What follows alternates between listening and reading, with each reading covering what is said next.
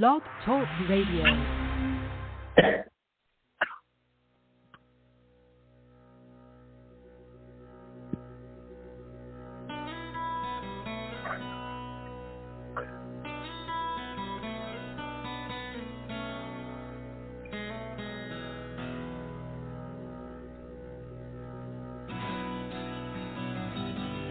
Welcome to Take-Two Radio.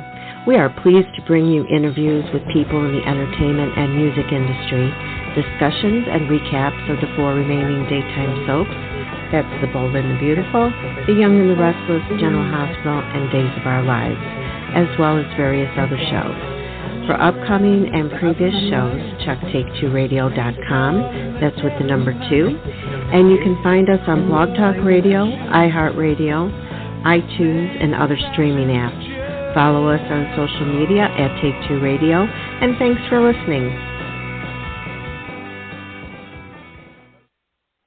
And good evening, everyone, and welcome to Take-Two Radio. I am Pam, your host, and joining me today as my co-hosts are David and Candace and Vinny. Hi, guys. Wait a minute. Hold on. Yeah. Hi. Hi. You were muted. Who muted you? You know what? See how it is. Yeah.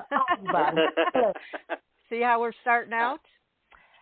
Well, let's get to it because Vinny doesn't have a lot of time. He's actually gracious enough to call in from work, and so he has to ask his questions and then get off and go back to work.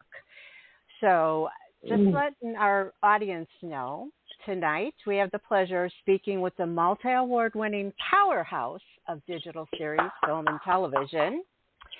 With a stellar career as a director, writer, and producer, Gregori has captivated audiences with his storytelling and creative talent. Please welcome Gregori J. Martin. Hey, how are you? I'm good. How are you doing? Hi, is this Pam? How are you doing? Yep. Hello. How's everyone doing? Like, who do we have in the room? We have Pam, we have Vinny, we have Candace. Like, who else? Well, we had Candace, but Candace's call just dropped. There she goes. We're calling back. Yep. There she is. Back. It's nice to hear all your voices. Oh. Thank you. Oh, she dropped again. What is she doing over there? I don't think she wants to talk to you, Gregori.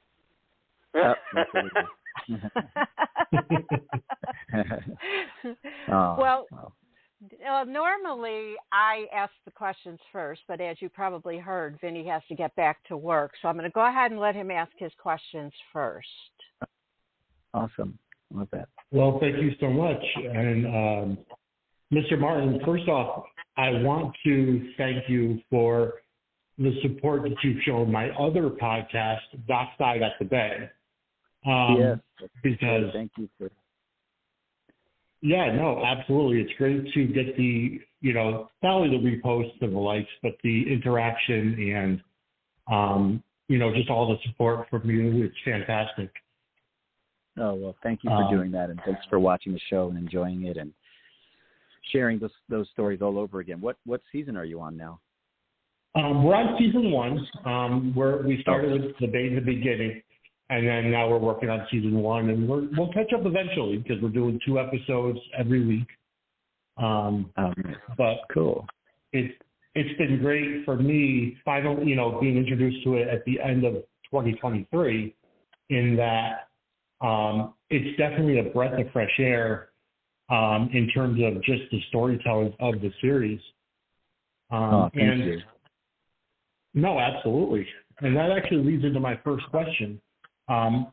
Being that the Bay started as a web series and continues as a streaming series, did you shop the Bay to any of the traditional terrestrial channels like network or cable, or did you just have the vision to stay on the web? I think we were told early on to stick to streaming because it was kind of the way of the future. So we never pitched it to any of the networks. Like, I guess you're referring to like CBS and NBC and all the ones that actually air the broadcast soaps. No, we never have. It's always kind of been designed as a streaming show. So we always kind of went after, the Peacocks and the Amazon Primes and the Tubies and all those. That's fantastic. Yeah, and it seems to me like you have less restrictions as a streaming series. Definitely, we don't have. There's a lot. I mean, I have. I still own the creative control of the show. Laney Entertainment, our company, Christos and we own Laney Entertainment, and so I have full creative control of the show. And there obviously is some censorship that we have to go through. Once we turn the episodes into the different streaming services. So like they'll QC the show to make sure that there's nothing in it that has to be removed, make sure that it kind of fits there. But we do have, all creative control, and it's a lot more, there's a lot more liberties with going streaming and being an independent series that it's self-produced. So it's been pretty amazing. I'm very grateful. It really has, and you can tell just by watching it. Thanks. This is more of a storylines perspective question. What is the time gap between where the Bay the Beginning ends and where the Bay season 1 picks up? Yeah, there's we kind of keep it. We try to keep it as vague as possible because unlike a daytime soap where they have 200 plus episodes a year, we only do a certain amount. And so if we had as many episodes, then we can kind of move it along with time.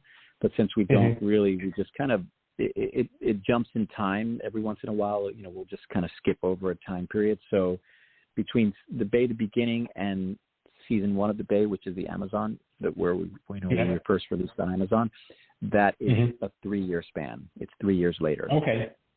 All right. Fantastic. Yeah. Thank you so much. Yeah. Yeah. Awesome. Thank you, Vinny. Thanks. I'm looking forward to, I'd love to kind of come onto your show when you're at, we're actually going into season 9, so you've got some binging to do. We do. Yeah. We've got some ground to pick up. But thank you so much for answering my questions. Of course. Yes. My pleasure. Thank you for being so supportive and enjoying the show and spreading the word about the Bay. It's we're like the little engine that could, and we keep on keeping on. So, of course, most definitely. Thank you, Vinny. Have a good night at work. Thank you. Well, I guess I'll go next. So I first of all want to say congratulations on your multitude of past Daytime Emmy wins for the Beta series, as well as your recent nominations. So yay! Oh, yay, yes. It's very exciting. We're very happy. So. We're thrilled. We are very thrilled. I mean, the Bay has captivated us for quite some time, and we hope it continues into the future. Yeah, well, we're, I know that we don't have the episodes available on VOD just yet. For this last season, we released it on Popstar TV in last year, which is what makes us qualified. It was released on a daily basis last year, which qualified us for the Emmys this year. But we haven't released them on VOD yet. We've been a little slow in doing that this year, but we're hoping, and the plan is that before the Daytime Emmys airs in June 7th on CBS, that we'll have all of the episodes up and available on Tubi and Amazon Prime and so on. So that folks can binge the Bay, before or during the Emmys. Yeah, so. Awesome. Well, there's one thing I did notice, and that is it's available in Australia. Yes, Channel 10 and 10 Play. 10 Play is the Australian version of Netflix. The show is available on, there's a few territories overseas. It's Australia, South Africa, ABC.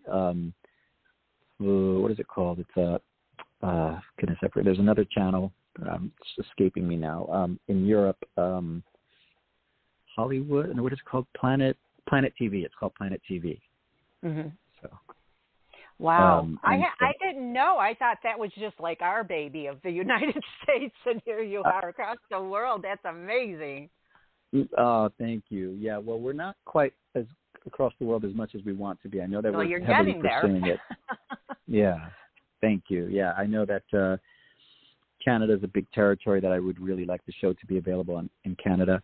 The interesting part, if you watch the show daily, because the show does air daily on Popstar TV, so you can watch it Monday through Friday. They air episodes every day. It's kind of like syndicated on Popstar, where you can watch the episodes live every day. If you just download the channel onto your Roku device or your Apple TV or wherever you can get it, and it is around the world, so you can actually get Popstar TV all around the world. And so to watch it live, they only air it at 4 p.m. Eastern Time, 1 p.m. Pacific, so whatever time zone that is, wherever you are, you could watch the show live anywhere in the world. So it is available all around the world, but it's not available on VOD. It's only available during that live time, that live channel. So right. Yeah. I mean, it's great, though, that you're across different platforms, so anybody that's not available to watch it live, can go ahead and watch it anytime. So, as we say, binge the bay. Binge the bay, yeah. that expression, that hashtag actually came from Wendy Rich. She's my writing partner and our executive producer, and she, and by the way, I was a massive fan of hers during her General Hospital days. So it was such an honor to have her join our show. I'm very grateful to be working with her. But, several years ago, I think when we first landed on Amazon, and we started to we released all the episodes at once, all of season 1 at once, and I think season 2 and maybe 3, I can't remember exactly how. But she created the hashtag Binge the Bay, and it's stuck ever since. And now we use it all the time. So yeah, well, it's perfect. It works. Everybody that sees the hashtag knows exactly what that's for. So good for her. Yeah. So I want to take you back just a little bit because I always like to find out where people got their inspirations from to get into the entertainment industry. So who or what inspired you? Was this when you were little boy Gregori, or did that come later? It definitely was when I was a little boy. I can't even remember when. It goes so far back that I can't remember the thought to be in entertainment. It was. It just goes too far back for me to remember. I was kind of creating stories and drawing pictures and creating my little magazines and doing everything that I was, as a kid. I say that the idea of the Bay came when I was about 7 years old. It was watching, every Wednesday we'd go to my Aunt Rosetta's house with my mom, and they'd watch Dynasty. And it was and we were only allowed to watch some of it because they were kind of I guess there were moments where they'd kick us out of the room. But, but I remember loving that show as a kid, growing up. And it was just so kind of outrageous and fun and exciting, and the characters were so alive. And so I was a big fan of Dynasty as a kid. I loved that show. And then also my babysitter, Sarah, her name was Sarah, she would race us home from school to catch Santa Barbara, which was another show, similar to Dynasty for me as a kid. That's the way I saw it. And it was also larger than life in a lot of ways and just very entertaining. And I loved Santa Barbara. But, even before that, my mom, she was a big All My Children fan. And then my sisters loved One Life to Live and General Hospital. And so it was always, soaps were always on our TV. So I would have to say my siblings and my mom and my aunts and my relatives who watched soaps, since it was, I was kind of like the only boy around growing up. And so they kind of took over the TV with their soaps, and that's what I watched. And it was, it was pretty amazing. I mean, they had some, the 80s was with prime, 80s soaps were what paid for prime time at that time because they were so popular and everybody watched them. Absolutely, And that's really my inspiration. I was also a big horror buff. I loved Wes Craven. I loved Stephen King. And I was just really big on horror. And so I think there's a lot of dark elements to the Bay, but my influence would be what, growing up, there's a little bit of a supernatural essence to the Bay, with the curse of Red Garrett and, the ghosts that appear on the show throughout the seasons. There's always a ghost that pops up somewhere, and there's some like horror elements to it. So I would say my influences were, growing up watching soaps and watching horror, and then kind of merging the two worlds together to create the Bay. What is that noise? I'm not I don't sure. know. That was the ghost of Red Garrett. I was just going to say, you talk about ghosts, and here they come. Yeah. Thank you for joining us, Ghost, but please don't make noise. Yeah, keep quiet. Yeah. But, I don't mind supernatural aspects in TV shows because I just like those kind of things. Anyhow, I watched Supernatural, the TV show, for 15 seasons and so on. And I watch Ghosts now on CBS, I think it's CBS. Yeah. Anyway, I don't mind that kind of stuff. The horror thing is like, okay, unless it gets too bloody. So I'm glad you don't go to that extreme. Yeah, no, I definitely, I don't make, it's not a slasher, it's it's more like the supernatural elements I kind of implement into my story, which I mean, I believe in ghosts and spirits, and I believe in all that. And I think it's, you have to make sure you keep it real. So I do try to keep the stories real. The one thing which is a very soap cliche that I don't do on the Bay is, people coming back from the dead. So I don't think anybody's ever seen, there's never been a character on the Bay where somebody came back from the dead. And we don't usually do that. So if you die on the Bay, if your character, dies on the show, then that's it. But, they might come back, but if they do come back, it'll be in a spirit. So. Yeah, definitely. Yeah. Well, I mean, it's been done so much, and we appreciate it most of the time when it's done because a lot of the time it's a favorite character. But it makes you stand out in a different way. I mean, there is a chance that the character who died does come back, but it would only be if we didn't see their death on camera, or if they're back in ghost form.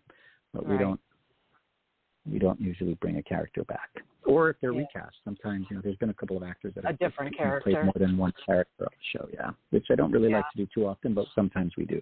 So. Yeah. Well, the other thing I would like to talk about is that listeners are familiar with your work on the Bay, pretty much. And some of them may not know that you also direct and produce and write for other projects, such as your recent role as executive producer on the film Bring the Law, and that stars Mickey Rourke. Could you discuss your experience on that project and your contributions? Yeah, I mean, my contribution, that was one of, you see, when you're in this business, there's different roles that a producer takes on. Sometimes you're more involved in a project than others. Sometimes they're more credits, or you have deals with the producing team in some aspect, or you're part of the producing team. I had very little to do with the Mickey Rourke movie. I worked with this team on multiple projects, but it's my way of kind of branching out and being involved in other projects because the Bay takes up so much of my time that I don't just want to do the Bay. I want to be involved in other projects. So sometimes, I'll contribute on a project as a producer, which requires a lot less involvement because, people sometimes they'll look at my credits and say, Mike, you're attached to so many different projects. How can you do all of this? Because some of the projects, I'm not as hands-on as I am on the Bay. The Bay, I direct, I write, I produce every episode, where my involvement in some of these other films are minimal, and so I'm not really required to do much. Just show up, do a couple meetings, or be here for this, or help with a casting, or help, find financing, or put together a crew, or help with whatever things might be needed to make sure that the project is still going. And so that's why you'll see some credits on my IMDb as a producer. Some I have more involvement than other words. I would say my involvement with the Mickey Rourke project was very minimal. It still counts, Gregory. It still counts. Thank you. I'm very grateful to be part of that team, and I'm happy to be a part of it. So. Is that why you'll see in different films or even television shows a multitude of producers and directors and so on? Yeah. I mean, there's certain producers that might be attached, because they've helped bring in the financing, but they didn't really have a lot to do with the, on-set day-to-day activities. And then other times they're involved, it's called a vanity credit. You'll see Steven Spielberg has lots of vanity credits, but he doesn't do much on a lot of these films, But just having a name attached can sometimes help the project, get greenlit or bring in financing or bring in a particular star, or you might be attached because you brought in a particular star. Or there's all different ways that you can get a producer credit. So, and then sometimes you're there, you're on the ground, and and you're very, very involved. And some of them I'm part of the day-to-day activities, and sometimes I'm there 3 times out of their 20-day shoot, or sometimes I might not even show up on set at all, and I'm just doing something in the background. So it really all depends on what the project is and what the deal is. Thank you for clarifying that, because I've always wondered why you would see so many different names in the same position. So that makes sense. Yeah, totally. All right. Well, thank you for answering my questions. I might have a couple more for you at the end, but let me go ahead and have David ask his questions. Hi, David. Hey, Gregory. Nice to meet you. Nice to meet you, too. I hope you're well. I am. Thank you. I am basically new to the base, so I'm just getting started with it myself. But I do know a little. Let me see. My questions go like, what relevant social topics were your favorites that the network wouldn't chance to air? Well, first of all, my BLM storyline, I know it was a very controversial one, and at that time, nobody was taking the risk to do anything related to BLM, and I think we were the first.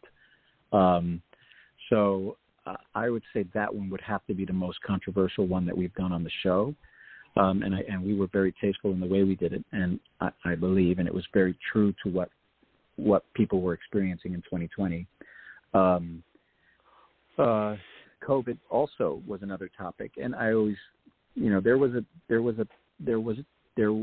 did risk doing a COVID story because people were so kind of tired of hearing anything related to COVID after, we kind of had the thoughts, well, will people just not enjoy the season because we've been, we were stuck in our homes and we couldn't do anything. And so it was just kind of very traumatic to so many people around the world. And so, but I think we managed to keep folks entertained. That's season 6. So there was a lot of social relevant issues going on. We had our first gay marriage in season 6, which was one of my most favorite storylines. The Daniel and Caleb story is definitely one of my most favorite storylines of the show, and there's still so much more to come with that storyline. I would say that we did a rape storyline earlier, and I know some of the scenes were a bit graphic for some audiences. I remember going through that, and there were some things that were, we should have probably been a little more delicate with that I wish I could have done. I think later on we added kind of like a warning in the beginning of the episode because we, which we would not have happened if we were on a network. Oh, no. Mm-hmm. Yeah. So I think those are some of the things that stand out to me. Yeah, I think, did I answer your question? Yes, very, very much. Thank you so much. My second question is, what do Nicholas Coster and Jacqueline Zeman mean to you, and how do you fill their void? Oh, my goodness. What a question. That's a hard one. You just gave me the chills. So I'll start with Nicholas. Nicholas, absolutely beautiful man, super talented, one of the best actors I've ever worked with, and one of the best actors that ever graced the industry. He was just a flawless performer. He was quite the character. We had a very interesting relationship because there was definitely a love-hate relationship between us. Never hated him, actually, but there was a lot of we have very strong opinions. I think he has a very strong opinion, or he had a very strong opinion, and so did I. And so sometimes we clashed. But the one thing that never faltered when it came to our relationship was the respect for one another. And I was a fan of his, and I still am. And I believe he was a fan of mine. And he was very special to me. We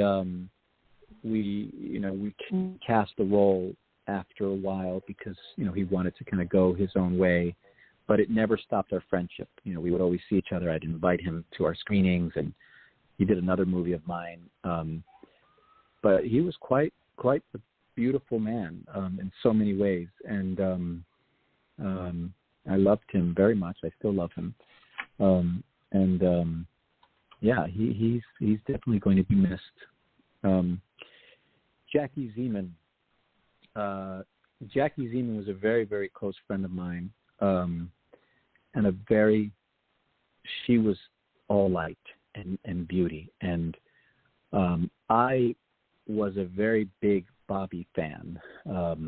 Everybody loved Bobby in General Hospital. Mm-hmm. And so when I had the opportunity to have her, I created the role for her. I of course immediately did.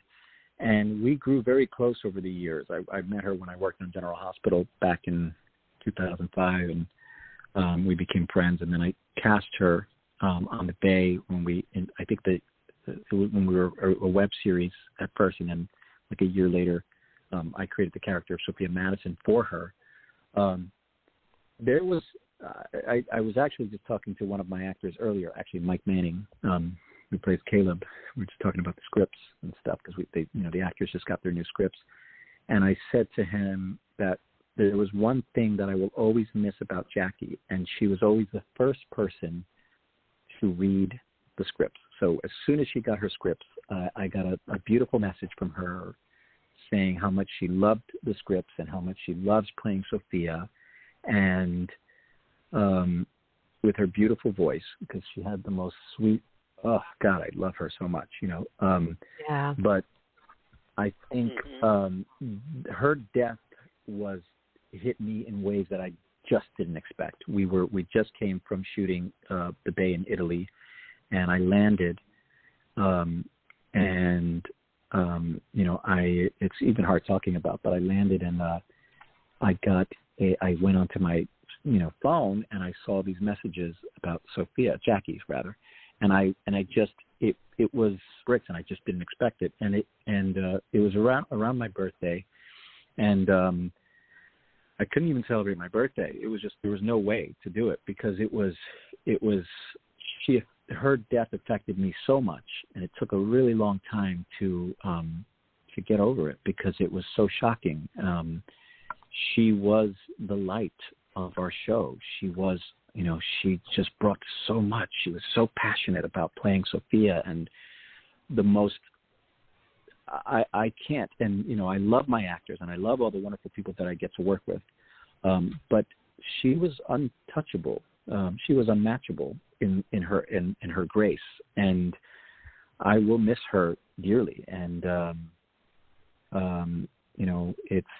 we're about to go into a new season without her, and it's definitely going to have an impact because she brought so much joy. Oftentimes, when I'm having I'm getting a request from someone for an interview, or I'm getting a request if somebody would participate in something, or I'm hosting a party, I'm always, she comes to mind because it's like, wait, Jackie Zeman is not going to be here right now.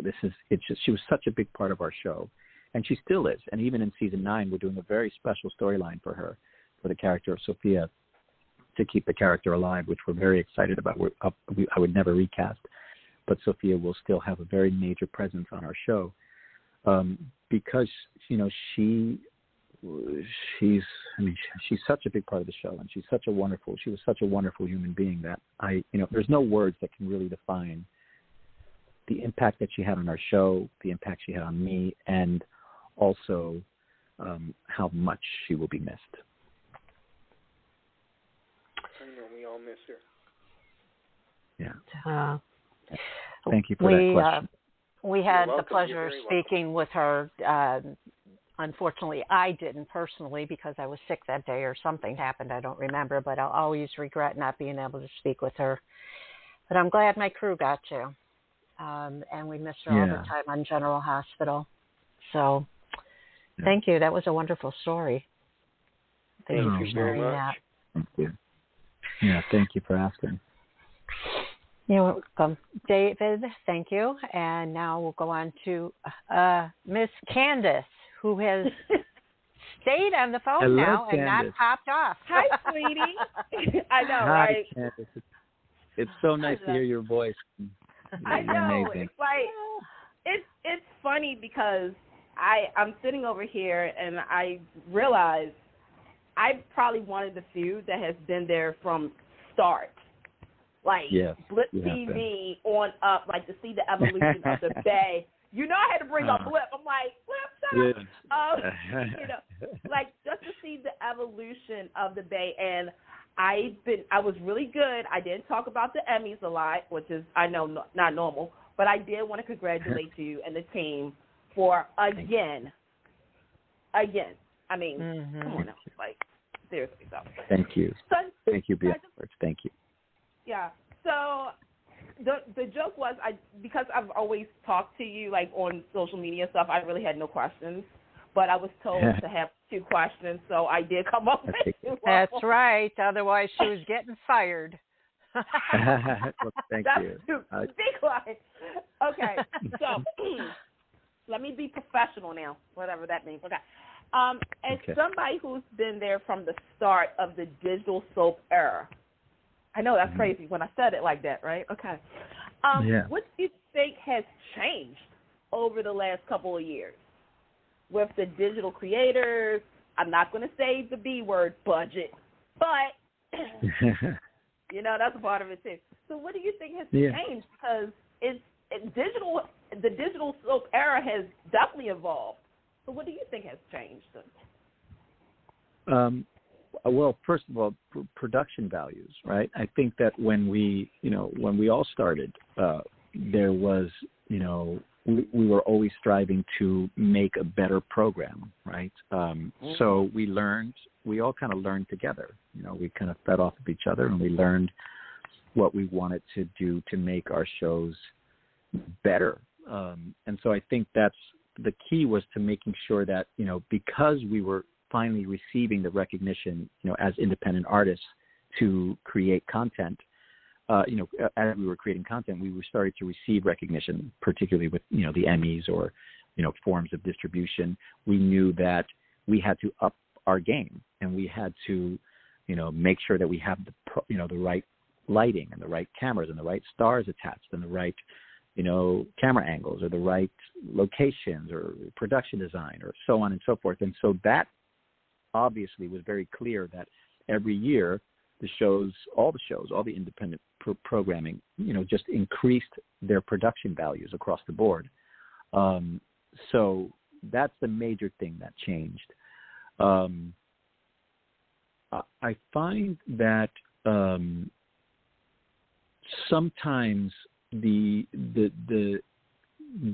industry, they sometimes that we're not as what's the word I'm looking for? We're not as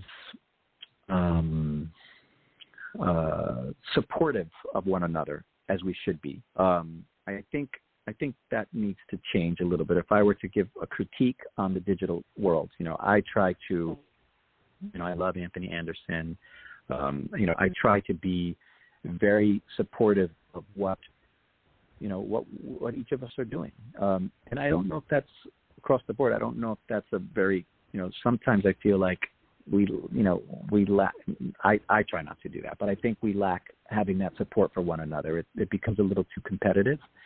And by the way, it happens the same in, with the 4 broadcast soaps, I think being supportive of our community, which you've always been, is so, so important. And I think I've noticed that it tends to kind of, sometimes it's supportive and sometimes it's not. And that's not good. I think we need to be a little more supportive with one another. And this is not a competition, I recognize the shows, the ones that appreciate that we're now in category 1. And it's not like, oh God, they're in category 1. Let's, it shouldn't be that way. It should be like we should grow each other. And the same with daytime. It's not just digital. I think that there's too much competition with one another instead of support with one another, and that needs to needs to change. So, I definitely agree, and the joke is, and this because you see it on social media. I'm the kumbaya of the soap community, where I'm just like, I congratulate everybody on every little thing. You've been that one. You've been so wonderful with that, and I appreciate that. Thank you. I mean, because I always say this, the genre, daytime genre, whether it's digital, international, network, or even audio, we are one. We are one. Right. We are, our agenda is we're supposed to entertain, but we're doing it together. Like, it's a group of people who are doing this for the entertainment and for just that alone. And it's interesting because, like I said, I really do feel a certain type of way by saying this. As one of the pioneer fans of the digital and whatnot, it's just, again, like being there from the start, because I just remember, do you remember message boards? Remember message boards? Like how crazy that was? Yeah. Right. Like like I said, from there to now, and like you said, it has become a competition on a certain level, and it doesn't need to be, because look, let's be honest. There's plenty of room for everybody. There's plenty of room for everybody. Exactly. Open arms. We're open arms. So. Yes. Okay. I agree. That's one question. The second question, I have to be the deep thinker. This was this one. What was the best piece of advice ever given to you that you can share with our listeners? That's a good one. I mean, I've gotten so much wonderful advice throughout the years. I mean, Wendy Rich gives me advice all the time. My partner Precious Mays has always given me great advice. Christos gives me great advice. He's wonderful. So I think, I couldn't really tell you. My mentor Jerry Kessler gave me some wonderful advice throughout the years. Oh goodness, what is the best advice? Okay, I'm going to take this a little. Maybe it's not. I don't know if it was a direct advice, but it was more of an upbringing thing. I'll give it to my mom, and it was the idea of loving, and I think she operates from love, from a place of love at all times, and so I would say, operating from a place of love. I would say that that's probably the best lesson that I've learned in my life. That you can't come from a place of anger or bitterness or any of those elements. I think it has to come from a place of, like, just if you operate from a place of love and knowing no matter what obstacles you're faced, with, that you tap into the love in the end, would probably be the best indirect advice I've ever gotten in my life. There you go. Yeah, you make more friends that way. Yes, you sure do. Yes. Well, thank you so much for answering my questions, and I'm going to binge today, as I always do. Thank you. And hopefully I'll see you in June. Yeah, and you know what? I'll add something to it just for those listening out there who are content creators. It was also indirect, but I learned it. It was like actually, I say it comes from the school of John Carpenter, and that would be, and I've said this in interviews before, is just do it. When you want to get something done, don't wait for it to happen. Do it yourself. So that would be my career advice. So. There you go. Write that down, folks. Right. Yeah. Well, thank you, Candace.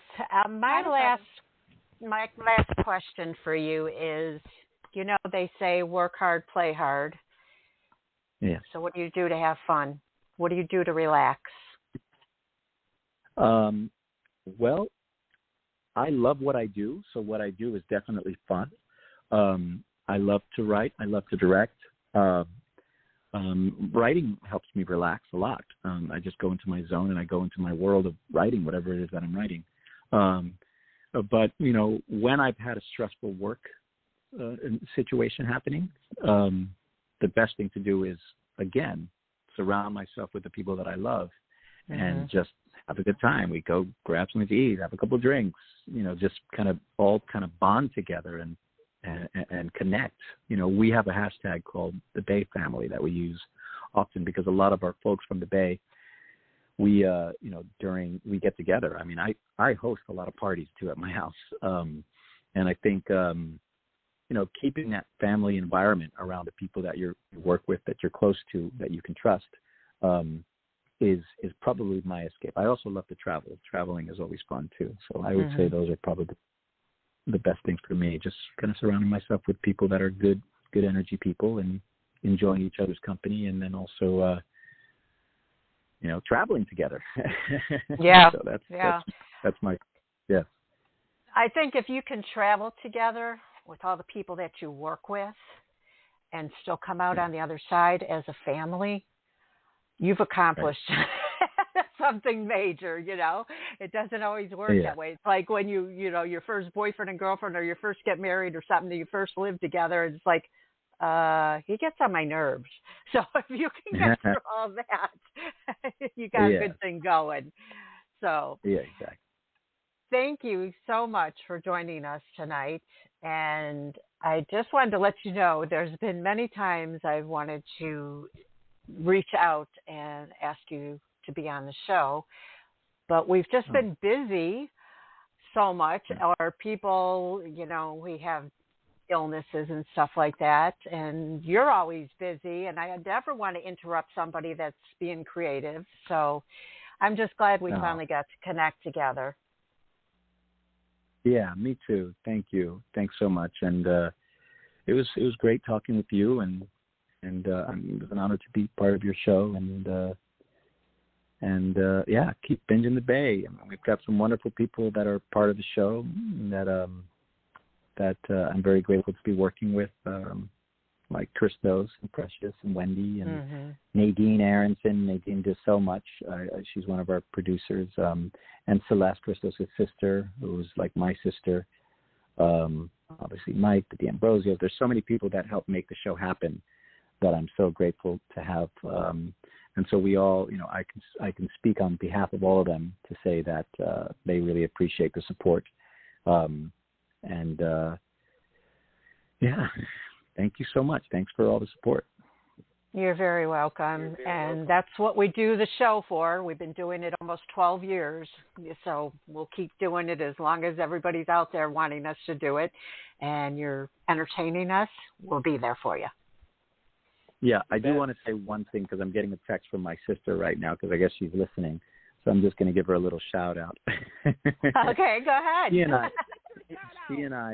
She and I watched these soaps together. She was like I watched General Hospital and One Life to Live and Santa Barbara and Another World with her all the time, and she was I have to mention her because I mean she was like I used to, when somebody asked me earlier, I forgot, was it Vinny or David? I can't remember. One of you guys asked me earlier,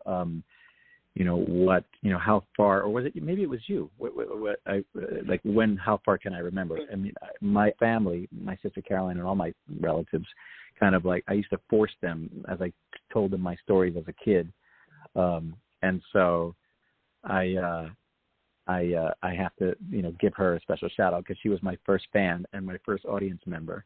And then of course my Aunt Janice, who, I named the character after, Janice Ramos,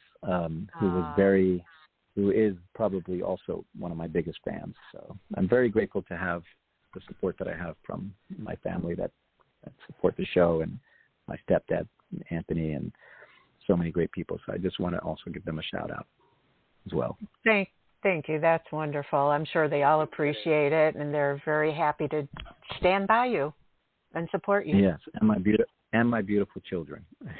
Of course. Yeah. And we've just heard his next daytime Emmy-winning speech. Oh, yes, I did it here. Well, thank you. So if I don't get to get up on stage, I said it here. So, that's right. That's true. Yeah. You're golden here, Gregory. Thank you. Thank you so much. That means a lot to me. Mm-hmm. You're welcome. Well, thank you again for joining us. We welcome you back anytime, and you have a wonderful evening. Okay. Thank you so much. Thanks for having me. You're welcome. Okay. Bye-bye.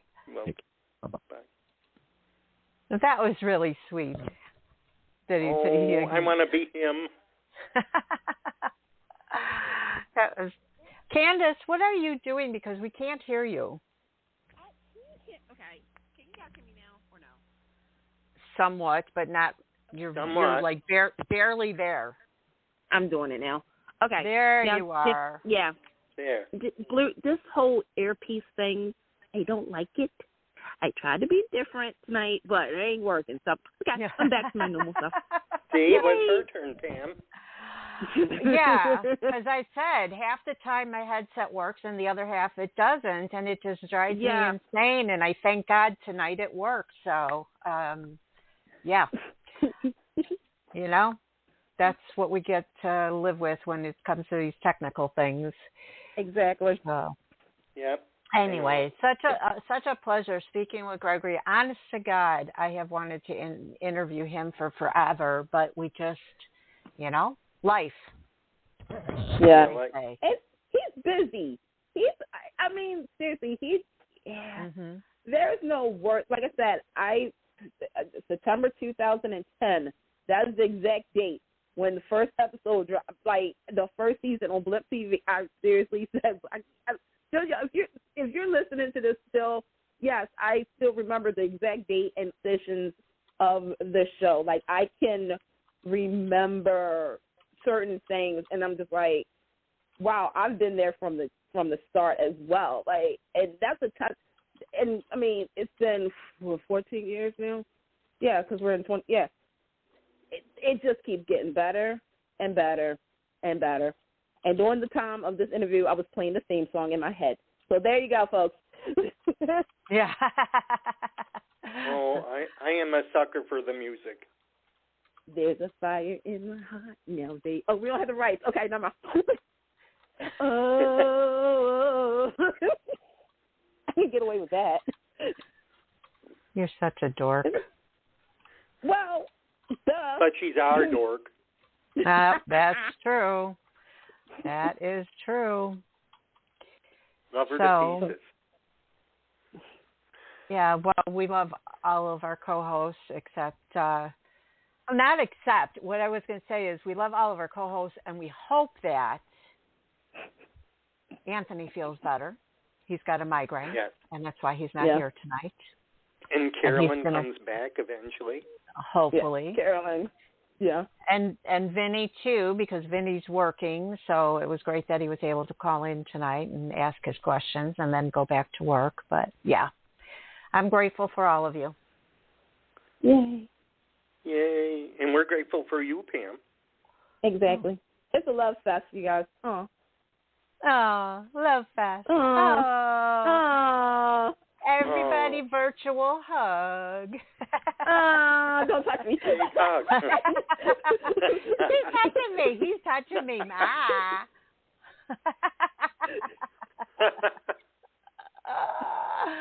We're okay. We're okay. It's been a long day. That's all there is to it. So I'm going to let you guys go because I have to prepare myself to get laser tomorrow and pray that it works on my shoulder. And I know you two can handle it. I know Candace can do this on her own. I've said it a million times. She has, too. So, don't do David, go on YouTube, listen to her. Oh, yeah, right? So you guys have a good show, and hopefully one of these days soon I can catch up with the soap talk. Oh, we hope so. I hope so, too. We'll see what the laser does. If the laser doesn't beam me to another planet and it actually helps my shoulder, maybe beam her up, Scotty. Beam her up, Scotty. Maybe next show I'll be able to stick around. Oh, my God. Hopefully. All right. Talk to you guys soon. Have fun. Bye. We will. Bye, oh Pam. Oh, my God. Hi, honey. Hi. Hi. It's just us. We get to do anything we want within reason. Okay. I was going to say, can we call some lights on? Okay, yeah. So there is some soap news. Okay, go. Okay, so breaking news, folks. Days of Our Lives fans jump up and down. As of today, this person reported to work today, Kristen Alfonso is back at Days. Oh. So rejoice, because this was a reach.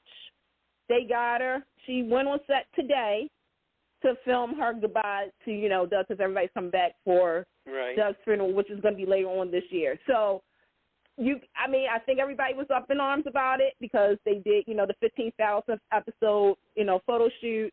They didn't see Kristen Alfonso. And they didn't have it seemed to some people that she wasn't on the wish list.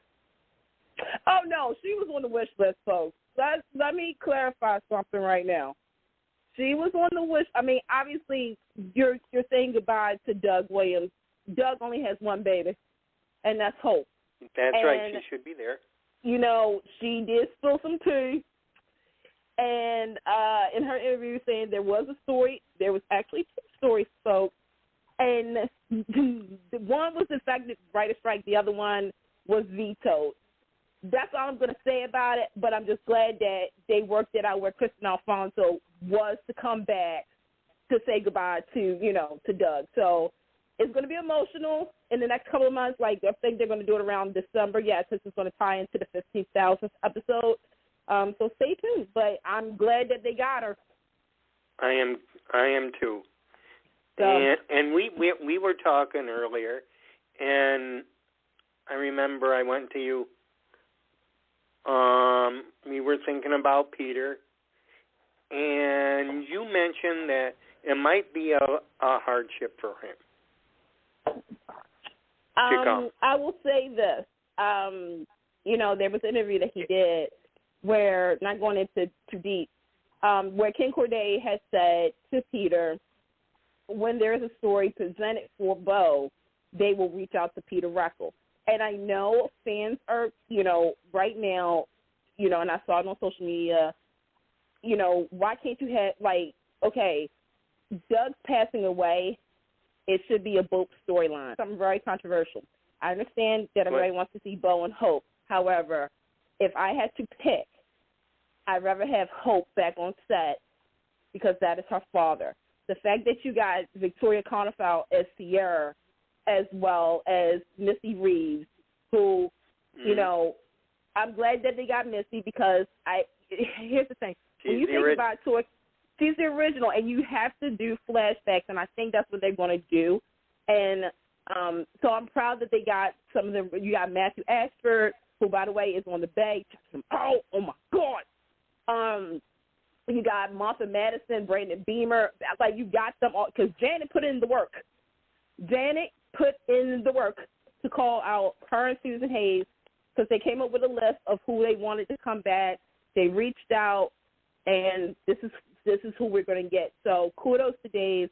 Congratulations, Kristen Alfonso. Can't wait to see you in December. It might be multiple episodes that she's a part of. That is good news. That is good news. They can relax. Then last night we got the sad news. At age 75, Meg Bennett passed away. Yes. She passed away actually April 11th, but we got news. The confirmation was last night. Cancer.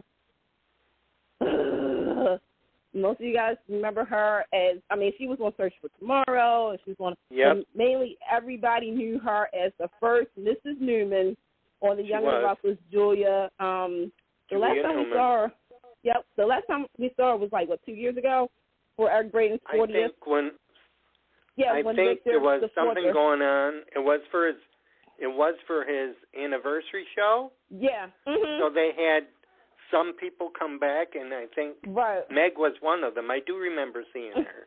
Yeah, and not only that, but she gets the distinct honor of, they wrote the character off, but William J. Bell said, baby, you're going to stay on the show as a writer. And she did. And she won, the WGA. She won the Emmy. She did Young and the Restless. She did General Hospital. She did Sunset Beach. She did Generation. Santa Barbara. Santa Barbara. She did General Hospital, where she met her husband of 20 years, Mr. Robert. They were together. Wait. Bob Guza? Yeah. Is her husband? Yeah. I didn't know that. Where was I? I didn't know that part. Yeah, they met on No, I didn't know Hospital. that. How about that? Yeah. But, many people took to social media. Eric Braden wrote a really nice tribute. Michelle Von Jean also wrote a nice little thing, too. But, Meg Bennett, and, it's crazy beautiful because sweetheart, who really, Giorgio said, Gregori has said about me and the soap community. Meg was another person who championed for this industry as well. So, so Meg Bennett, everybody, 75 years old, passed away from cancer. Okay, and there was other news. I'm going by play here. For those who did not hear me on Friday screaming, I didn't mean to scream as loud, but Steve Kent is out at Sony. I did hear someone screaming. That was you? No. No. Okay, so here's what we know. One, allegedly, now we got this news April 19th, but apparently April was his final day of work, which was the day he appeared at the Days of Our Lives celebration. So that same day, that was his last day. Apparently, there's no word of why he has left, or if somebody, he was voted out. And we do not know who his replacement is. Now, let me kind of give you a backstory about Stephen Kent here. He started out on Capitol. Y'all remember that show, Capitol, the show that I'm still a little upset about? 5-year-old Candace still upset about? Okay. He was on that show. And then he was over at Santa Barbara with Meg and all of them. So it was all a group.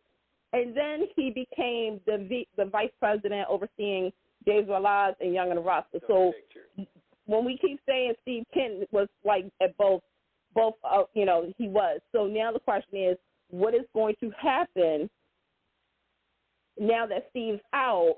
We, again, don't know who his replacement is at this moment, but what is going to happen to Days and to Young and the Restless? Ooh. Right. Someone's got to be there. Look, I'll do it. Shoot, I'll do it. I put the work in. I'll do it. Candace Mag VP for Sony. You know what I was hoping? This is a hope. I don't know if it's related or not, but I hope this move helps Ari's case. Okay, real talk. We can do real talk on the show. Yeah, I'm questioning if that is a part of the reason why Kent left. That's all I'm going to say. I'm questioning certain moves at Dave's, and I'm questioning that. Like, that's the number one question that I have. So, but up until now, we don't know anything. So more about it. Yeah, we don't know anything. We're probably not going to know until maybe like in a couple of weeks and whatnot. But yeah, this is a very interesting development that is going again, and I'm just going to go there. And ladies and gentlemen, boys and girls, children of all ages, I present to you, coming in January on CBS, the home of Young and the Restless and Bold and the Beautiful, and this year's Daytime Emmys, June 7th at 8 o'clock, streaming on CBS and Paramount Plus. The gates will be open. Yay! And were you surprised that the move was moved up? Okay, so the week prior, we found out that the talk was canceled. And here's the deal. I'm going to say this right now. Some of us on social not really media, canceled. They were renewed, but with a shorter season. No. The talk has been canceled. Well, basically, their season is closing out now. Their season was closing out anyway. They did get in it. You're right. They did get a pickup. It wasn't like really a renewal. It was like a pickup because remember the strike kind of delayed the season a little bit. So just like with Albert Elementary, they only got 4 episodes left. So they really didn't have a full season. But the talk, they CBS owned, so they could do whatever they want. Literally, they did what they wanted. And as of December, there will be no more talk. We found this out, what was it, was it the 12th? Yeah, it was the 12th, right? The 12th, the 5th, or the 5th. Around there, yeah. Right now. I'm going to say this. It fell on the date of Another World being canceled 20-something years ago. Y'all was there for that. Yep. And to hear that the talk was canceled, if you were a Procter & Gamble fan, you screamed. Because many people feel as though this was a long time coming because there was a certain show that ran for 54 years that was taken off to be put with the talk. Mm-hmm. And so a lot of people felt vindicated. They felt a certain type of way because it was justice for Aswell Terrence. It was justice for Erna Phillips that day because, again, Aswell Terrence in Another World, those are babies. I will say this. I was didn't try to rotate the talk to an earlier shift. And what I mean by that is I'm surprised that they didn't try to bump it up and try to be like our early morning, like rotate some show out. But, again, the staple of CBS has always been, I mean, I will give Wayne Brady his props because Let's Make a Deal is now part of the staple. So Let's Make a Deal, Price is Right, your local news, Young and Restless, Bold and Beautiful. That's the staple of CBS. But if you're old school, it was Price is Right, local news, Young and Restless, Bold and Beautiful, Aswell Terrence, Gone Light. If you're a Procter & Gamble fan, you know that at 2 o'clock on NBC, there was Another World. 2 o'clock on CBS, it was Aswell Terrence. So it's always been a staple. I will say this. I'm not a fan of people losing their jobs. I'm not. And I'm also going to give the talk their props because as somebody who they had to convince why this show should be on, the talk did something that The View used to do, which was promote their network brand. especially their That's daytime. True. Especially daytime. And I want to give Angelica McDaniel her props because she's the one who came up with the daytime celebrating 30 years at number one that included As Well Turns and Gone Light. She is the one who extended the olive branch to NBC and to ABC when they didn't have their platforms. I will say this, like I said, now the question is, who's going to do this? Other than podcasts, who's going to be the network or show to promote their daytime lineup? Especially come January because we have the gate opening. Felt a mixture of that. I'm happy that the gates are coming. I'm excited. I'm worried. I don't know what. I'm afraid.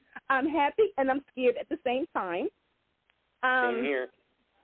I want to still know about Procter & Gamble because that, out of anything, has shocked me. Again, you would have told me last year, Candace. Like, when I say last year, I mean early in the year, like around this time last year. Candace, Procter & Gamble's going to come back. I'm like, you're lying. Nope. Yeah, Procter & Gamble. Right. Oh, yeah, right. Okay, Procter & Gamble. Okay, what y'all drinking? But it's happening. So I'm excited for the people at the gate. I'm excited for daytime. We got the Boulevard coming up with Vincent Irizarry, Adam Huss, Jordy. Hey, Jordy.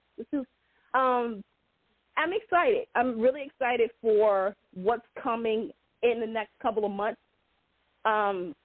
including a show in August called Serving a Day. That comes back. Yeah, that comes back as well. So, and we will have some casting news later in the week about that. So I'm excited. So we got that going on, right? Okay. But wait, there's more news, David. There's more news. Oh, we got more? We got more. Do we have cast? We have, look, oh my God. No, wait. This is the big news. Okay. So if you were like me on Thursday and Friday, you were glued to Access Hollywood, Extra, Entertainment Tonight, and on Twitter to find out who was going to be nominated for this year's Daytime Emmy. Oh. And needless to say, it blew everybody's mind. Oh, yeah.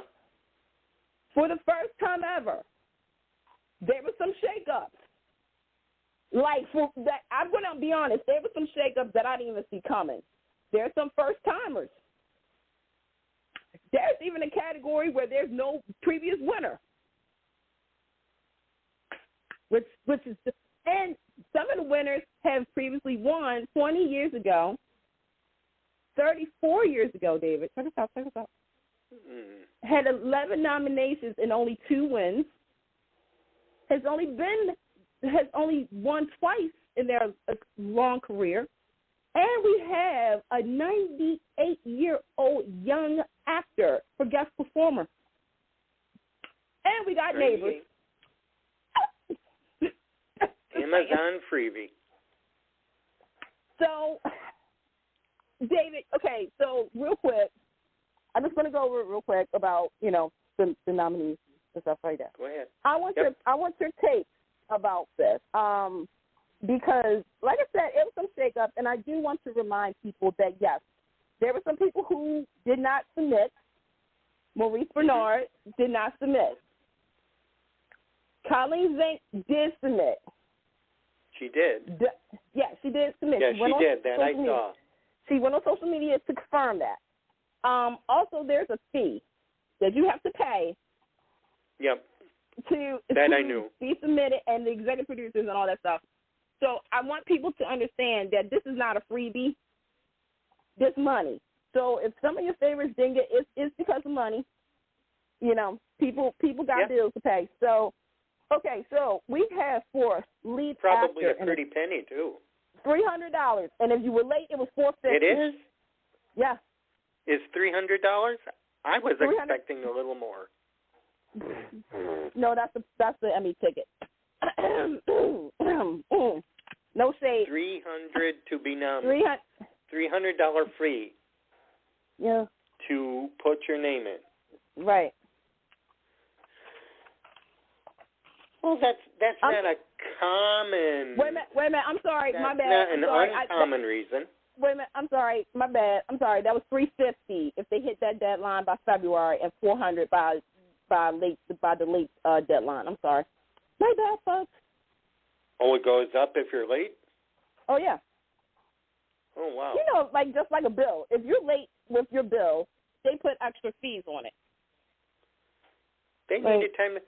They needed time to think about it, and they thought about it. They have a whole year. You know. Just saying. Maybe. Well. But, Someone said to me that the men in GH, they don't really have a pool of leads. It's only Maurice right now. Maurice is the only one. I mean which is sad. They tried to do some other people, but I'm going to keep it 100. Some of the stuff on General Hospital was very choppy.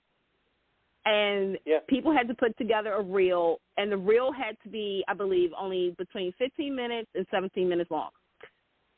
So, you know, we talked about it last year. The pacing. There was a lot of pacing issues, and I will say that some shows have more supporting than leads, and General Hospital actually had more supporting because usually it's Days of Our Lives. Right. So it was very interesting to not see a shout-out, but, I mean, this is the first time. David, do you realize this is the first time that General Hospital has not been nominated in lead actor? It's the first? I believe it is, yeah. Because usually it's Maurice and John. Tony Gregori. Tyler. Michael Easton. Yeah, Michael. Yeah. So, very interesting. So here is the nominees for Outstanding Lead Performer in a Daytime Drama Series. The nominees are Eric Braeden as Victor Newman on The Young and the Restless, Scott Clifton as Liam Spencer on The Bold and the Beautiful, Thorsten Kaye as Ridge Forrester, The Bold and the Beautiful, Eric Maltzoff as Brady Black on Days of Our Lives, and John McCook as Eric Forrester, The Bold and the Beautiful, CBS. Okay. Amazing. Here's the interesting part. Last year, Thorsten snuck it. He got it. The year before that, John McCook. Mm-hmm. Eric Braeden has only won twice, and the last time he was nominated was over 20 years ago.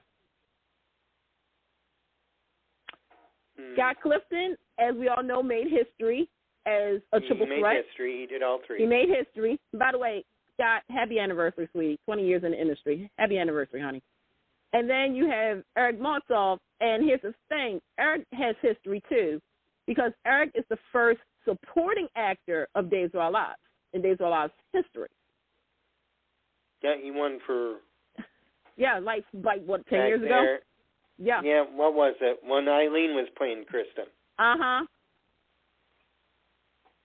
And Eric, your speech still rings true to the resurgence of soaps.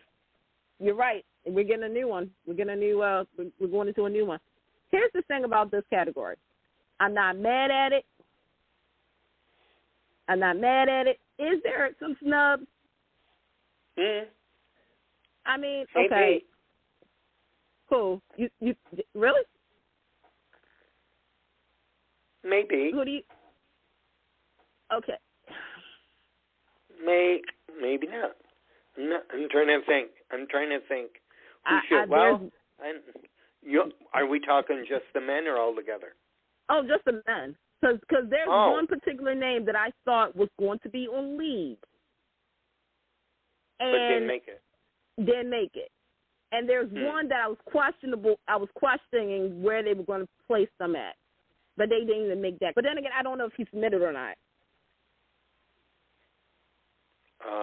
Billy Flynn? Oh, no. That's not the one you're talking about? Mm-mm. One of them is from one is from Days of Our Lives, and one is from Bold and Beautiful. Oh, yeah. Okay. Yeah. Well, yeah. Of course, we don't know if he submitted. Right. And for those at home, I'm pretty sure you guys all know who I'm talking about, is Matthew Atkinson. I don't know if he submitted for lead or supporting, because I thought he was phenomenal this year as well. And the other person is from Days of Our Lives, and that's Stan Fergal, because when EJ lost his mama, that broke me. So, again, don't know if admitted or not, or if they were placed for lead or supporting. So that's who, and yeah. I always thought it's easier to put yourself on lead, on supporting, than it is to put yourself on lead. Well, this year it's more easy to do guest performer, allegedly. Which I will talk about that in a minute. I'm not like I said, I'm not mad at this list. I think we all understood the assignment with John McCook and Thorsten K. It was storyline, him dying. Come on now, like right. Eric Maltzoff, Rachel's custody. I mean, come on, talk about acting 101. Yep. You got Liam and Hope and Thomas and all that drama. And then there's Eric Braeden. You don't even really need an excuse for Eric Braeden to be in this category, but it's Eric Braeden. Right. Period. That's all you need to say is it's Eric Braeden. Okay? It's Eric Braeden. Period. Like, I mean, David, I don't know if we're going to do that, if we should wait. I think we should wait until closer to the Emmy, again, which would be in May, that we can all talk about, put our submissions in, our lock. But, yeah. Yeah, it'd probably be, the last the Emmys show are in May. the 7th of June. Right, so it would be next month. It will be our last show in May that we'll do our pick. You should have to put that in. Yeah. Mhm. And you guys who are listening to us right now and also on social media, you let us know who you think. Do you guys agree with the lead actor category, or do you think there was, obviously there was people that were snubbed. It wouldn't be an awards without people being snubbed. So tell us, what are your thoughts about this? And we'll probably read some comments if you guys are okay with that our next show, if we have time. Okay. So then we have lead actress in a drama series. And I'm going to tell you right now, there was some drama regarding this category. I'll get to in a minute. From Days of Our Lives, Emmy Award winner Tamara Braun. From General Hospital, Finola Hughes, who previously won, and Cynthia Watros.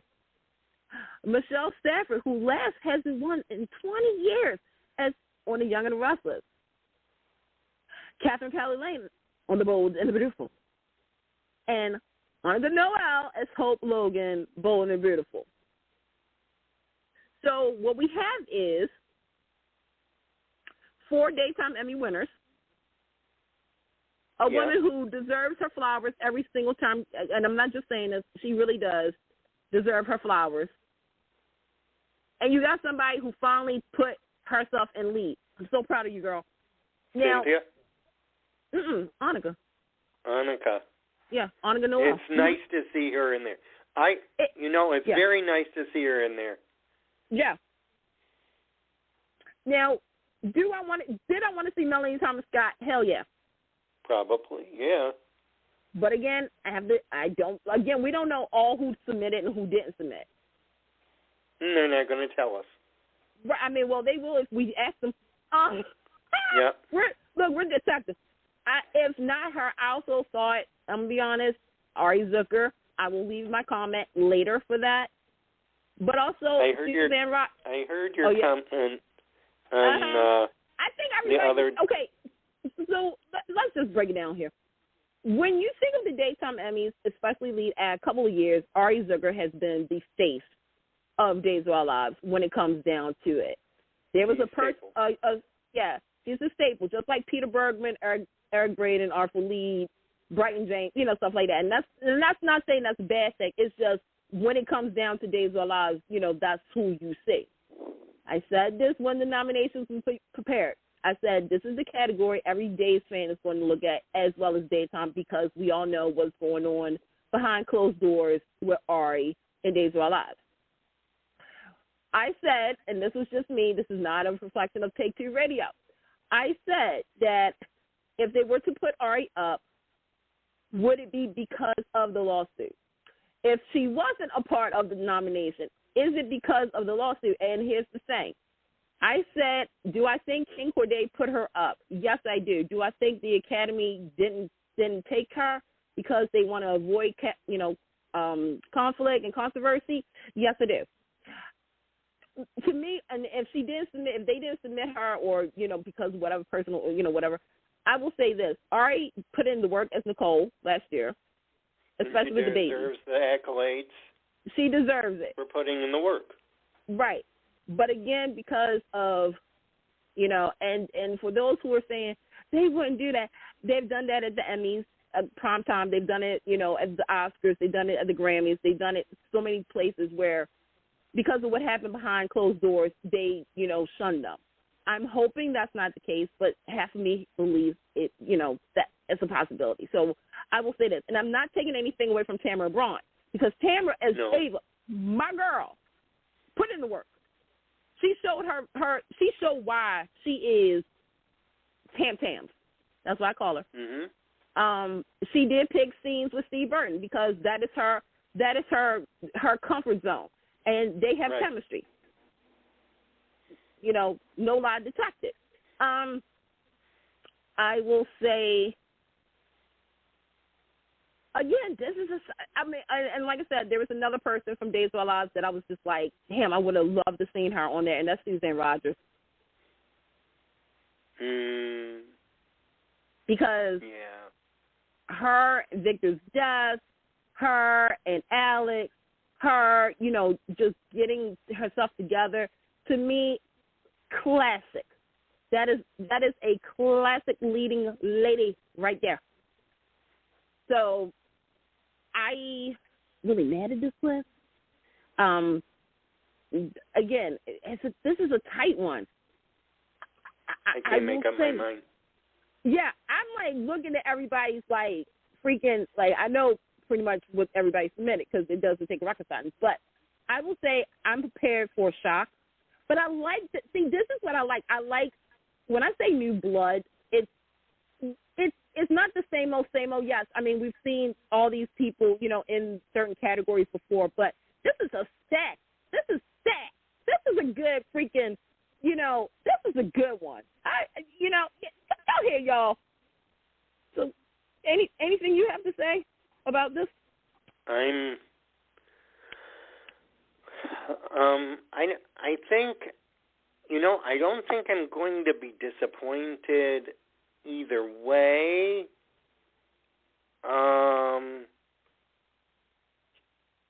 Catherine,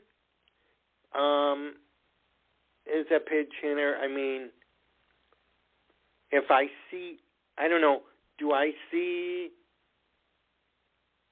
a pattern? If it's going to go, because it's been John, Torsten, could it be Catherine this year from B&B taking it? I love, well, I don't want to say that I'm glad Jackie didn't put in or like that, but it's nice to see Annika in there, that she put herself in there. She made up, because sometimes, I don't know what happens. Either they don't, or they don't see them, and it's nice to see Annika up there. I will say, I mean, here's the thing. You have some. I think it was Scott Clifton and I think it was Maurice Bernard who both did this a couple of times. Is that even if they have the material, they bow out to allow other people to get in. And I think we can all say, whether you like the character Hope or not, she showed up last year. It was mostly her evolution, as she's been saying in interviews. We saw the evolution of Hope last year. And it was such a wonderful change in seeing that with the character. Like, we really did evolve with her. And not for nothing, like, that was the story last year. That was, her, Liam busted up, her and Thomas got together, her going, against Steffi, her going against her mother.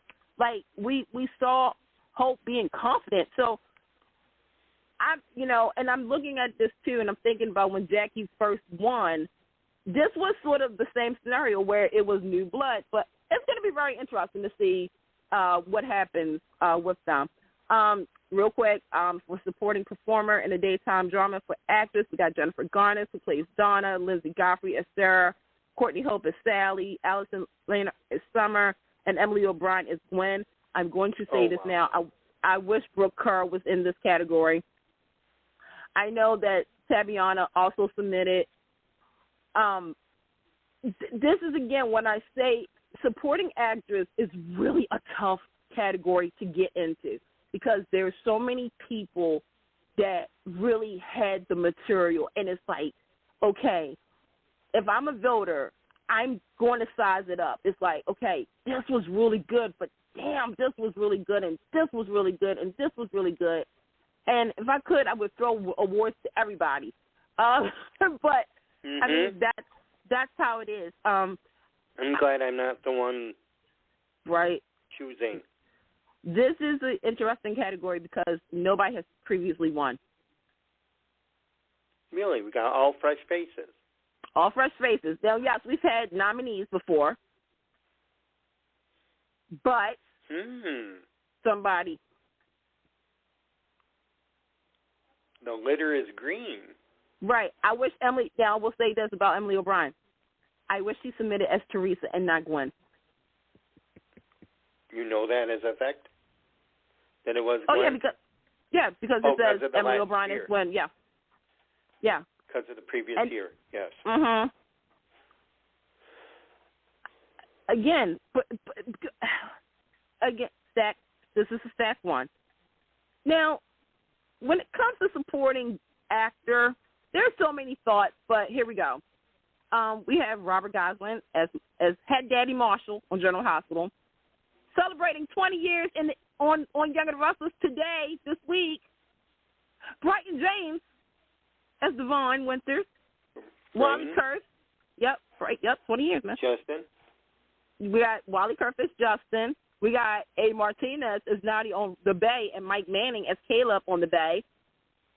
I'm going to say this. I was pleasantly surprised with A. Martinez, who has not won an Emmy in 34 years. Oh, and he gets on it. And then you got Mike Manning, who won last year because he was an executive producer on the, he's all on the Bay. And then you got Wally Kurth, and I'm going to say this right now, Wally, I don't know if you did, but I'm glad that the strong submission was real, and that was Justin. Brighton, he knows how to pick a reel, and then you got Robert. I don't know what Robert submitted. I'm surprised Darnell Turner's not. Yeah, I'm surprised Darnell Turner's not on this list. I'm surprised that Mark Grossman's not on this list. Oh, my God. I'm surprised that Greg Vaughn's not on, and I'm not saying it because of, that Greg Vaughn's not on this list. I'm surprised that, it's something else, too. I'm going to say it. I'm surprised Drake Hogerson is not either or on any of, or lead or supporting, and I will go say for supporting. Again, supporting is very hard. It is. But and even though I know he put himself under guest performer, Riel Andrews should have been supporting. Should have been in the supporting category. And should have been nominated. Your thoughts? Yeah. Oh, definitely agree with the Unreal. Yeah. Yes. That last scene just put me away. And see, and we didn't get a follow-up, but... No, we didn't get a follow-up, and I would like to know what happened. Okay, thank you. I'm going to say this, because I watched the Bay. Mike Manning and A. Martinez are mwah. Mwah. They're good? They're good. Oh, my God. Like, A. Martinez's character. So, we don't have time. Okay, I got to tell you off the show. I got to catch you up. Like, when I say, okay, we all know A. Martinez, either you know him as Cruz or when he was Roy on General Hospital or when he was doing L.A. Law. Y'all remember that?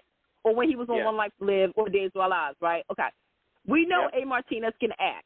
Like, we've seen the work. On the Bay, he takes it to a whole new level. Mike Manning, oh my God, him as Caleb, and then we always go to this person. We all know Matthew Ashford, right? Yeah. We know him as Jack Devereaux, or over there, or Tom, on General Hospital. His character on the Bay is a breath of fresh air. He plays creepy to the point where it's not even funny. Oh, I remember Matthew, yes. Oh, my God. Matthew is something else. He is creepy. Mary Beth Evans puts in the work. Tristan Rogers puts in, it is the who's who of your favorite daytime actors. So when I say it's like we all know these actors from their characters that they played on daytime. However, when they're on the Bay, and I'm just going to say it's a whole different side of their acting, which sometimes makes me irritated because it's like, okay, I know I've seen, perfect example was Chad Dole. Real quick. I give General Hospital a lot of flack for how they use Chad Dole because I feel as though they're holding him back. This is my opinion, not the opinion of Take 2 Radio. On the Bay, when he was on the Bay, they're freer. It was like, hello, like I want that on my screen. You had Eric Martov on there. You had Martha Madison on there. Brian Gaskell. Woo! Yes. Like I'm literally, and that goes for all digital series, is when you see your favorite actor, like Venice is coming back for season 7. Crystal Chappelle is dropping the cast list one by one. When you start watching these shows, you're going to have a newfound appreciation for that actor. Yeah. And the people behind the scenes. So long live the digital world, the daytime community, and all that jazz. Okay. So anyway, then we like saying that real quick. Guest performer, the category that has changed so many times that I've lost count. Originally, it was an original character. Then there was an episode count. Then it was you can be a previous character as long as you made a certain quota. Then it was, just everybody can just submit. So the nominees for guest performer in a daytime drama series, the nominees are celebrating 38 years with his lovely wife that we currently see on Young and Restless as Diane Jenkins. Hi, Lyndon Ashby as Cameron. Ashby as Cameron Kirsten. Yep. Then we have the lovely, the talented Ashley Jones as Dr. Bridget Forster, the bold and the beautiful CBS. Last year's winner and our favorite TV mom, Allie Mills as Heather Weber on General Hospital. Oh. Here's the shocker right here, folks. Guy Pearce, yes, the Guy Pearce as Mike Young on Neighbors. Don't you need us to neighbors? Okay, we don't have the rights to that, apparently. And then we have the one, the only, the one that I called from Jump, Dick Van Dyke as Mystery Man / Timothy Robichaux on Days of Our Lives on Peacock. Oh, jeez. That is tough. I have so much to say about this. It's tough. It's tough. That's a tough one. If you go by the original rule, Dick Van Dyke fits it. Original character, only there for a short arc, rolled out. If you take a look at how they've played it, where if you was there for a certain episode count as a returning character, well, technically speaking, Lyndon and Ashley makes that quota. Allie Mills, and I love Allie, should not be a guest performer. Even though she was there for 17 episodes, the problem is that she's already won in this category. General Hospital has had this pattern of the guest performers have gone over to supporting. It happened with Max Gale, and it happened with Renee Watson. Renee. So this is kind of like one of those where now, because I can actually say this, I think I can say this, guest performer was opened up to also include the younger performer. meaning that the guest performer was pretty much like just everybody can just, go. If you couldn't get into this category, this, you can go into this category. We need a different rule ASAP because the controversy is about Allie. Now, I watch Neighbors. And by the way, shout out to everybody who's joining the Neighbors board to find out why they got nominated. Mike Young does appear in a limit episode count. Technically speaking, he's borderline. He's borderline between the two rules. It's going to be interesting because everybody is saying who should get it based off of certain things. I will say this. If they play this by the book, maybe an upset of the night, too. I got to get on Neighbors. You do. Amazon, yeah. And the best part is they did a look back. And, okay, so real quick, because this was a controversy. Neighbors qualifies because, it's an Aussie soap that was on Aussie television. They canceled the show like 2 years ago. 2 years ago. Amazon and Fremantle picked it up, which is American-based. Therefore, they did promote, because the rule did say if they promoted heavily in America on the American, streaming, it would be considered for the daytime Emmys. Amazon did do that. Amazon, they promoted it in American television, so there you go. So it's going to be interesting. And then, of course, the daytime drama series, The Bay, on Popstar. The Bold and the Beautiful, CBS, Days of Our Lives, Peacock, General Hospital, ABC, Young and Restless, and Neighbors. Don't you need a good neighbor? Okay. I'm going to say this. We got 6 minutes? No, we got 6. Yeah, we got 6. Yeah. And folks, let me just tell you something. Let me tell you, you got to think about this. David, do you remember many moons ago, there was at least 7 or in the category of daytime drama? Yep. Do you remember the year? Do you remember the year where we had the 4 soaps, but they only submitted 3 episodes of 3 shows for Best Drama Series? I remember that. I'm going to tell y'all something right now. Get ready, because it's now branching out.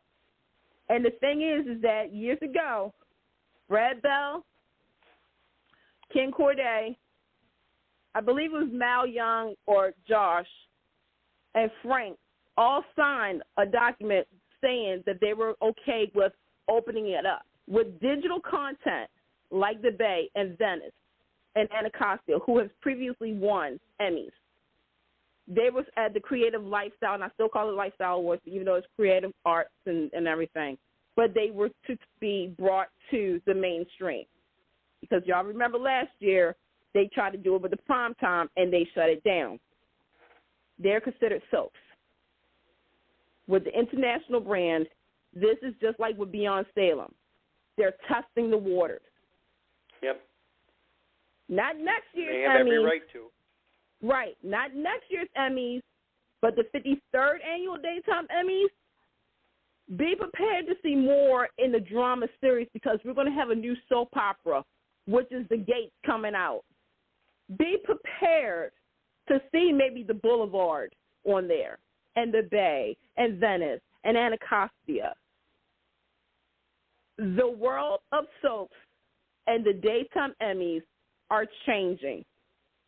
You may not like it. There's a category we're all hoping that comes back next year, because we're seeing the younger performers. But we all kept saying we wanted to change. We wanted to change in the daytime drama, in the daytime Emmys. Well, guess what? Welcome to the new world, honey. Here we go. All bets are off now. Again, drama series. I'm going to tell you right now. I'm just going to say this. If The Bay or Neighbors wins, I love my Bold. People better I love my Days. I love GH and Young and the Rosses. Y'all know I ride or die for y'all. But y'all going to have to wake up. If anything, the fact that we're getting a new soap, y'all better wake up.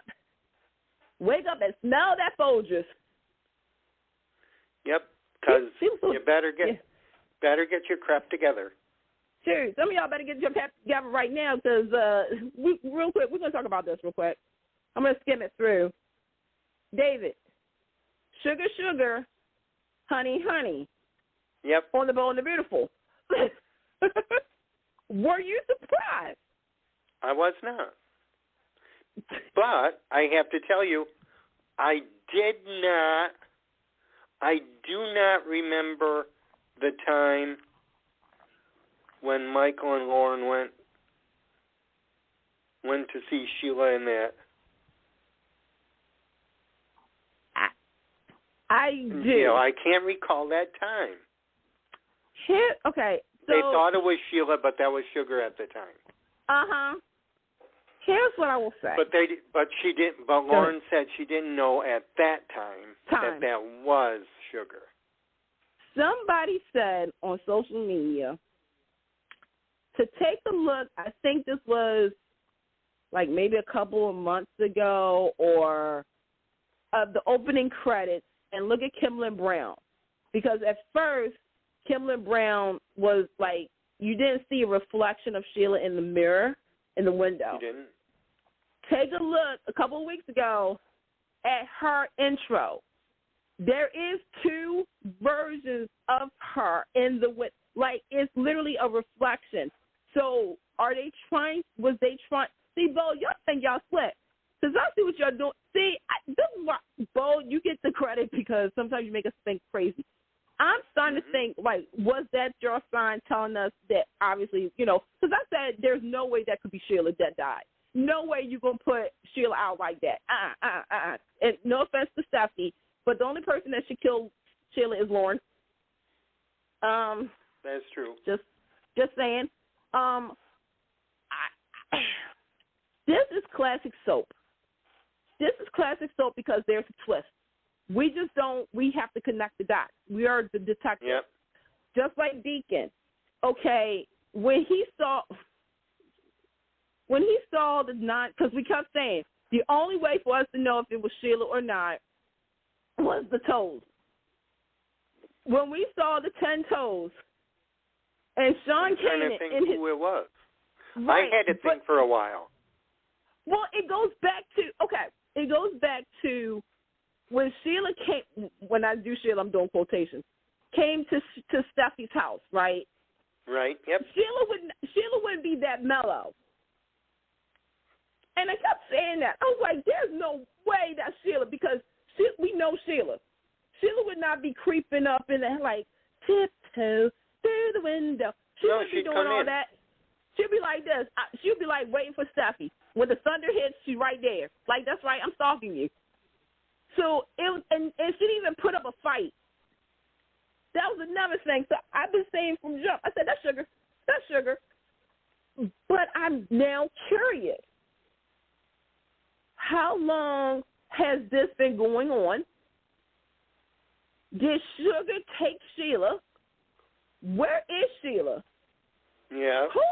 Right? Like, I want to know how this is going to, because now Sheila has become a victim. But I'm going to say this. I don't need for them to redeem her. It's just now, Sheila, you now have a taste of your own medicine, if that's the case. We know that Clint Howard, guest performer for next year, the brother of Ron Howard, y'all know Ronnie Howard, Happy Days, big-time director, the father of Bruce Howard, you know, is going to be on as a homeless man with more information about this. But it was also nice to see Lauren on the boat. See, this is, okay, for new viewers, I love the fact that, again, we get the flashbacks and we get the backstory because I think that was really crucial for this. I said this last night. Sheila has more of a mainstream or bold than Young and the Rosses, which means, and I said that is because Sheila has been on the Bold and Beautiful throughout almost 30 years. Off and on, yeah. Right. So yeah, I love the fact that Lauren is there to talk to her, to talk to Deacon about it. I'm here for it. I'm here for this storyline. This is bold. This is why bold is bold. Bold getting bold. Bold, right? Because I want to know. I want to know where Sheila is. And y'all try to how play long? Right. To answer that question, how long was that Sheila that Steffi punched? Right. Was that Sheila that Deacon was kissing? Hmm. How is Finn going to feel about this? But I will say, Thorsten K played Ridge right on this by saying, look, stuff like she's dead. Like, let us have that. Like, if you want to, like, memorialize her, every once in a while, put a, flower in the corner and do a little chung. I was like, you wrong, Ridge, for saying that. I was like, you're so wrong for that. I was like, I can't with this. But I will say, I'm enjoying the storyline. And shout out to Lauren St. Victor and Heather Tom, because they are the ones they were behind the 10 Toes. Heather Tom directed that episode. Lauren St. Victor wrote it. So shout out to you guys. So in case y'all didn't know. That's making it. Yeah. So, okay. This is the story. This is a story about Sheila Carter. And again, I kept saying, because that's going to make me question, like, how long, like, when did the switch happen? Yep. Because we know that Sugar's been contacting Sheila. Yes, we do. So, could it be? You remember when Sheila was talking to Kelly? Yes. At the restaurant? I wonder if that was Sugar. I wonder if that was Sugar. Because she was too nice to her. I mean, like, when I say nice, I mean she was too sweet to be Sheila sweet. Interesting. Let me go back. Right. No doubt. Okay, so and she was a little laid back when she let Steffi hit her like that. Exactly. I'm thinking the same thing you are. Yeah, so this is going to be really interesting. Let's see what else happened, because we're running out of time, so I'm going to try to cover all the stories. On Days of Our Lives, we got Holly pretty much told the truth to Nicole and to everybody. Brady feels a certain type of way. Tate and Holly are trying to sneak behind their parents' backs to see each other. They're rushing that. I don't know where that's coming from. EJ was told, hey, look, if you don't do A, B, C, or D, you do realize when Nicole finds out about you knowing about the drug ring, she's going to drop you like a hot potato. I agree. Okay. I don't know what is going on, but I get it. Okay. Nicole and Brady are not going to be endgame. They were good. They were good together, but they're not. And usually the silk trait is, okay, it's the next generation to get it right. The problem is that you didn't play the beats. And to me, I feel as though this is like Allie and Tripp, where Allie, accused Tripp of something, and then they became like a couple. And it's just something's not clicking, something's not working. I wish they would take their time, and this is what I'm going to say. Don't know if behind-the-scenes stuff interfered with the storyline. Because we have a recast, but we also have Ari's problem. Yeah, so I don't know if that played a part. Like, I don't see, that's the storyline that I'm just, like, so scratching my head about. Because in a couple of months, we're going to be getting ready to wrap that up with Nicole. So she leaves around, June, July? Oh, that's sad. And we need something to happen in the meantime with her. Right. I mean, something in her life, and not in Ari's life. I will say, though, the actress who plays Holly, she stands on her own. I like her. I like her. Good.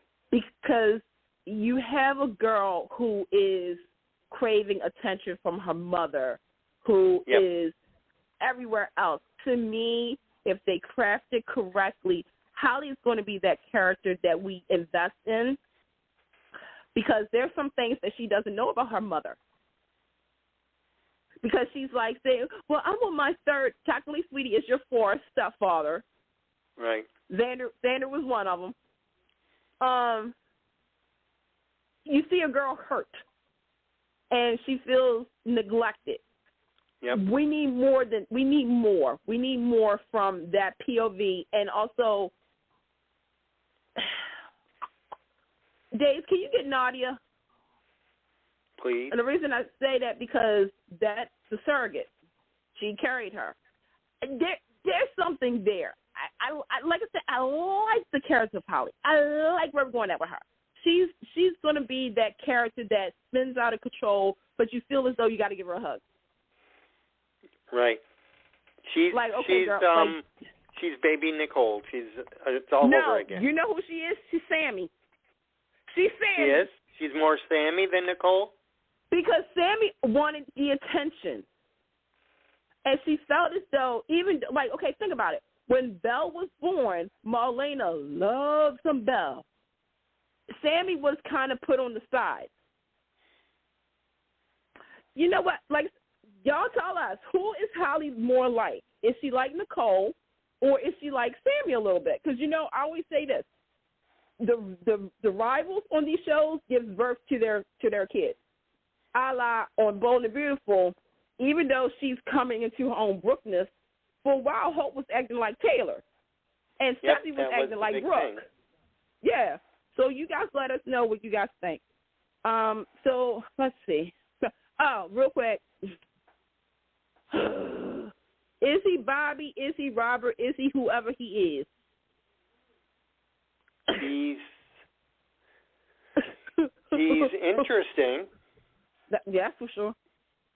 I don't know. Well, in real life, listen, in real life, would you sign the papers anyway? Even though you don't know who you were? Bye. Okay. I feel as though until that's me thinking too much, but I know. No, because, okay, if I wasn't up to no good, then, yeah, I would sign the papers. But because I'm up to no good, I'm going to cause some shenanigans. And I'm sorry, I don't think this is a twin. Like I said, I'm standing on my own island. I don't think this is a DID. I just think that he is a jerk, and he's trying to use both women. He's trying to play both women at the same time. I think, Stephanie, you're still stupid. I still love you, but you're still stupid because you're going to believe everything under the sun. Jada, I don't need you to fall for him. And see, that's my whole thing, is that there's guys and women who do this kind of stuff, where they pretend that they're sick and they don't have nobody to love, and they trick these people into doing their bidding for them. I don't need for them, these two smart women, to do it. No. So, original thing that he might be just faking it. He's a player. He's a con. I'm sorry. No. We're not doing this today. Okay, so real quick, because we got a short time. General Hospital, Jason and the tattoo was explained. Right. He got it because he was thinking about all the people in his life. He got half of the Metro Court back for Carly. Carly and John Jagger Cape are flirting. Sonny's off his meds. Yep. But he knows something is wrong. He knows. Yeah, he knows. What do you think? He knows, but he can't put his finger on it because I think, I don't know. He should know that something's wrong with why he's acting that way. Right. He should have an inclination. Well, he kind of did. He kind of did, real quick. He kind of did when he was when he was washing his face and he was drying it. He felt like again, for those at home, when you take your medicine, if it's a low dose, you're going to feel a change. Like, wait a minute, this. Why do I feel dizzy? Why do I feel like this? I literally took my medicine. So, yeah. And also, spoiler alert for those who saw today's episode, the friendship between Ava and Nina is over with. Hallelujah. Yep. Amen. I know that's one change. Amen. That they did. Because they shouldn't have never been friends. Nope. And Mara West and Cynthia Watchers, y'all got your Emmy reel for next year too. And I have to admit, Candace, I'm looking forward to the wedding. I know some. I'm going to be curious at this wedding because I feel as though something's going to happen. I feel something is going to happen and it's not going to be good. I hope they get married. Let's put it that way. Yeah. I don't know. They're talking about finances and all that. That's the curse right there when people start talking about, okay, I got this much money and you got this much money. How am I supposed to get this much money? I don't know. That's a curse. And then on Young and the Restless, there's so much on this one. Okay, I'm going to try to go by it real fast. We got Connor blames himself for pretty much everything that's been wrong in his parents' life. And you got Jordan, who told Harris, I'm your Aunt Jordan because Mommy and Daddy doesn't love you. Oh, isn't that awful? And Summer zapped out. All I got to say is everybody got your Emmy reel for next year, right? Yep, even that little, the new little Harrison. That broke me. I'm like, but that's real life. That's how cults get started. Yep. So, it is. I hope they get Harrison back. They both Jack and Victor, they like poo-pooed on Chance, trying to help out. And Chance got his nose hurt. He's just trying to be helpful.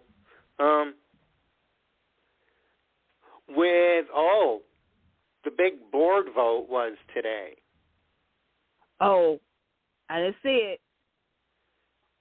Not yet. Yep, well, to vote Nate in. We got 1 minute. Oh, we got Nate in. Oh, boy. To vote Nate in, and Lily's got to break the tie. As Jill and Billy voted no, Abby and Devon voted yes, so Lily's got to break the tie. This is going to be interesting. Lily, don't be nice, girl. All right, with that being said, another edition of Take Two Radio has come to a close. We would like to thank... Go for it, David. Who do we want to thank? Gregory J. Martin for coming in and speaking with us. Hashtag Binge the Bay on Popstar. Binge the Bay. Popstar, Amazon, Peacock. Just type in Beta Series and check it out. And good luck to him and Team Bay at the Daytime Emmys. You guys, we will be back in 2 weeks to talk to you guys about the soaps. There might be new news. Who knows? You guys take care and stay well. We'll see you soon. Bye, guys. See you later. Get connected with Take Two Radio on Facebook or Twitter at Take Two Radio. For email updates on future shows, follow at Blog Talk Radio. For previous episodes, upcoming guests, and more, visit Take2Radio.com.